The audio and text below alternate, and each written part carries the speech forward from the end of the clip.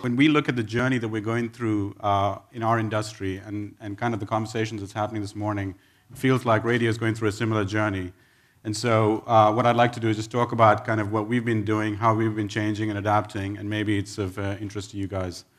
By the way, before I start, does everyone know what an Xbox is? And all right, just, always good to know your audience.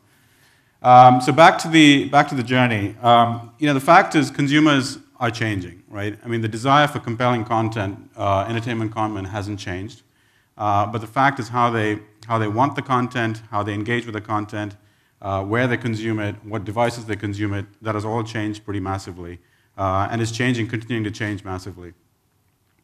And that journey, what we understand is, while it's challenging for people who have been in the industry for a while to adapt to that change, it is also clear that it offers an opportunity to really deepen that engagement with that consumer, and also attract and work with new audiences who are coming because of those changes. So it's actually quite an opportunity, and it's very clear that those who are not adapting are falling behind, and that's obviously a lesson for all of us. So on the radio, you guys, have already started that journey, and from being kind of the heartland of over-the-air medium to being more a multi-device and a digital service. And on Xbox, we're on a similar journey. We were certainly not the first game console to launch. In fact, of the current incumbents, we're probably the last ones to launch. However, we were the first ones to actually include an ability to connect online. And we had a vision for the platform back in 2001 and 2002, where we wanted to create a platform that is able to serve up multiple forms of entertainment media, not just games. And we also very deliberately said we want to build a community that can interact with each other, and a community that can have a direct relationship with us. And that was a key part of the investment we made, and that was a game-changing idea that we had when we came to the industry, even though we were late. And so today I'll talk a little bit briefly about where that journey has taken us. Both because I think that experience has taught us how to attract a new audience, engage a new audience, and ultimately monetize a new audience. While at the same time, hopefully, if you guys are excited by it, some of you might partner with us, do business with us, and certainly, we'd love to get more involved in the radio and the music industry as well. At Xbox, I would say our vision for entertainment, our vision for the living room, because that's the basis of where we are, is simple in its kind of statement, but it's kind of bold and ambitious. And that is to provide our entertainment consumers all of the entertainment they want in one place, the ability to share it with the people they care about, and in a simple fashion. So all the entertainment you want with the people you care about, made easy. That's in simple terms what our vision is. And it's not, let me break that down for you. In terms of entertainment, all the entertainment you want, we were, like I said, a game console, that's what we started with. But today, our vision is that we are the place in the living room, the one device where you can get your gaming content, your video content, your sports content, your music, your radio, and being that one central device in the living room. We did a few experiments. About 6 years ago, we started our own video service, and we kind of did our movie and TV shows digitally available, and we've learned a lot since then. A few years ago, we also partnered with Netflix in the US, Sky in the UK, with Canal in France, where we kind of said, bring your services on our platform, let's see what we can learn. And by and large, our audience was still a gaming audience at that point. But over time, we've certainly learned how to bring that, how to really evolve our service and to get that user base engaging with beyond games. And today, we're in a spot where we've actually got more than 50 different providers worldwide who are providing services. And in the UK alone, we've got more than 13, whether it's Sky or 4OD or Channel 5, YouTube. And we've got a bunch of people. We've got Facebook, we've got Twitter. All of those apps are on our platform. We are a entertainment device right now. So that's about all the entertainment you want. The second part was about, sharing with the people you care about. And multiple people have spoken about communities and the power of community today, and we absolutely believe in that. Our heritage in gaming has actually taught us that people want to interact with each other. We were coming in an industry that has primarily dealt with box products, and how we've changed that to actually create an interactive community, and how we've actually changed that has benefited the gaming industry in a huge way, and it's really differentiated how we are from the rest of our competitors. And we've actually, with experiments we've done with Netflix and Sky and our own service, we found that same level of community bringing to all forms of entertainment has really changed how people interact with us.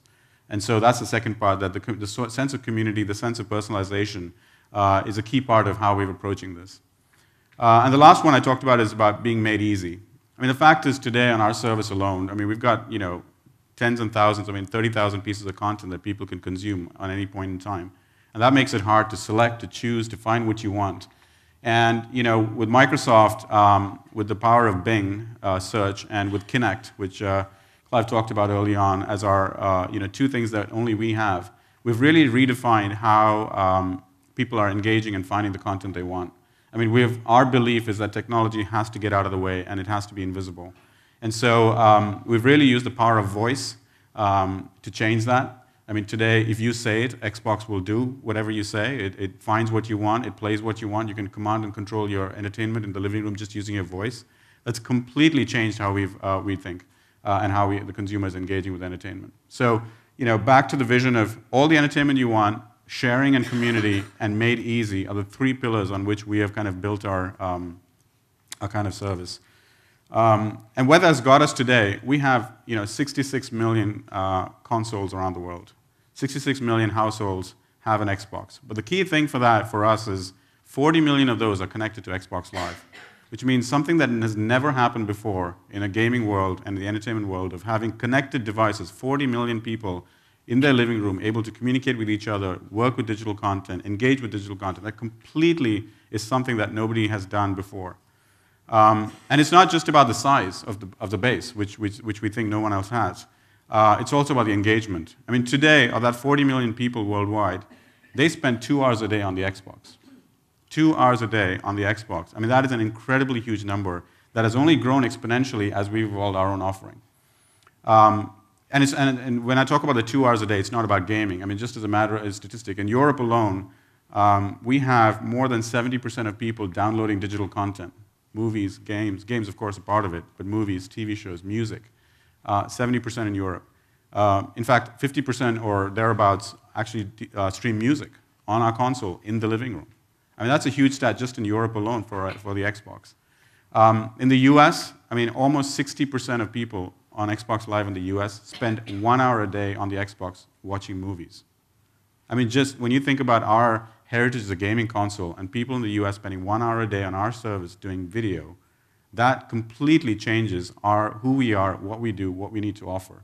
And so that is an evolution that we've been going for. And ultimately, we think we're at a place where we're in a leadership position in our space, primarily because of the innovation we did with Xbox Live, primarily because of the audience we have. That's something no one else has, those 40 million connected households, and primarily because we've got assets like Bing and Kinect that no one else has. So that combination has today made us a leader in our space. And in fact, in December, just before the holidays, we launched a free update for all Xbox 360 users. This is a key piece for us because every year we actually launch a free product update. And that is the pace of innovation that has kept us ahead of our competition, if you will. And we've been able to adapt to people's changes. This specific one, and it's free to all Xbox users, essentially was focused on two things. One was changing the user interface, and the other one was about really pushing on the concept of all-up entertainment and not just a gaming device. The user entertainment was done for two things. One, supporting this push for being broader entertainment, but also supporting the Microsoft-wide paradigm of the way the Windows Phone will look like. If anybody has seen the early screenshots of Windows 8 and Xbox, we're kind of following that user interface right through. And that is something that has done really well for us. And there's a video that I will share which kind of talks about that, which just gives you a quick preview of what we launched this holiday. And apologies that it's a US video, so it's got some US brands, so apologies on that. But it's time for more. More of the entertainment you love, when and how you want it. We're talking TV on your terms. Xbox Pause. TV that listens to what you want. Rewind. And responds to what you ask. Xbox Play. It's time to search without struggle. You say it. Xbox Bing to Fast and the Furious. Xbox finds it. Xbox Play. It's time to watch without waiting. Xbox, ESPN. It's time for technology to get out of the way and make room for something better. It's time to bring people together. Dad, the show's starting. To share in the moment. Xbox Live TV.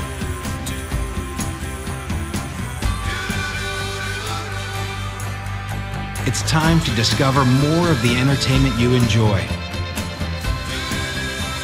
Yeah.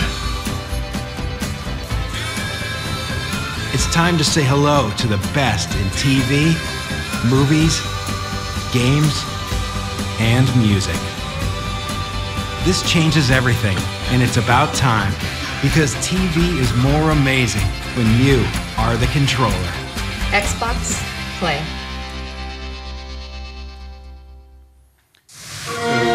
Hopefully that gives you a little bit of perspective on what we launched. I mean, just so you know, everything in that video is real, live today, and it still amazes me when I go home and my 6-year-old son just says Xbox Play. It's just fascinating to me. So a couple of things on that video, and then I'll wrap up. One is the pace of innovation. I mean, the thing that is key for us is to have that innovation every year, and doing that, I think Tim talked about that from BBC, saying that you have to have that pace of innovation to stay ahead, and that's something that no one else has been doing quite as focused in a manner that we have. And so that is one piece. The second thing is about, it's funny how as we deepened our engagement with gamers, what has essentially happened is got other people in the household engaged with Xbox. So when we did the video, we did the music, we did the TV, and we added all that thing to gaming, we were targeting gamers. And we said, how do we deepen that engagement? Because a gamer at the end of the day likes other forms of entertainment.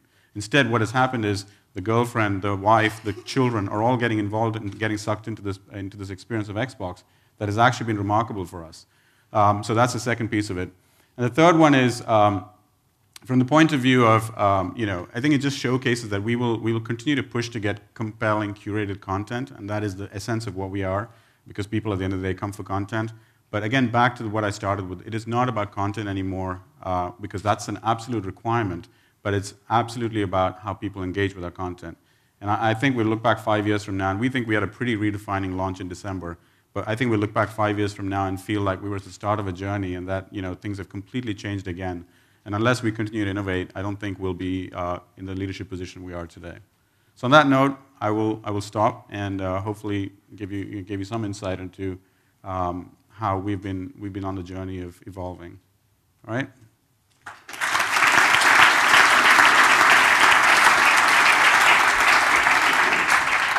Do you speak to your Xbox? It's a little bit weird. The first time I saw it, about a year ago and did the beta, I felt kind of weird. It feels weird. I've got Siri on my phone and I feel weird talking to it. But especially in the living room, you're sitting there and you're reaching and you're like, actually, no, I'll just say Xbox Live TV. I mean, it just works. It's amazing. James was talking before about logged in being so important. That seems very much what you've built the whole idea around. A logged in customer is worth so much more than one who isn't logged in. Yeah, I mean, for us, we took a lot of ridicule early on when we even said people need to log in, because people, they bought their game, they put it on a console, they were in their basement of their parents' home probably, where the kind of consumers we had, and that's what they did. And then we've got this logged in experience where we essentially built that community of that the notion of having a relationship direct with the consumer, and of consumers having that direct relationship with other people, completely changed that one piece. And the other thing of being logged in is we were able to invest in that relationship and invest in creating experiences like that. Because part of what we've created and what we're innovating on is based on what we know about users. Users tell us about their viewing habits. We experiment a little bit all the time, but when you see a trend, when you see them in the service telling us that gives us a clear indication of what we need to be evolving to. And iPlayer is on the Xbox platform. Can you see a time when Radio Player will also be on there? So iPlayer is not on the Xbox platform. We've got 13 partners in the UK today. We've certainly announced a partnership with BBC. We haven't got anything up as yet. Right. But I would say it would be in the next few months we will. And can you see the same happening for Radio Player? We've got radio today in the US with Last.fm, and certainly Last.fm has been a partner in whichever countries they're participating in. So radio is a key part of what we already offer. And when I gave you that stat about 50% in Europe actually listening to music, music is a key part of what we do. And so, yeah, absolutely, I hope, both for advertisers in the room, and for anybody in the music space, we'd love to hear from you and figure out ways to partner, because that's what our users want. Great. Thanks very much, Rohan Oommen. Thank you. Thank you.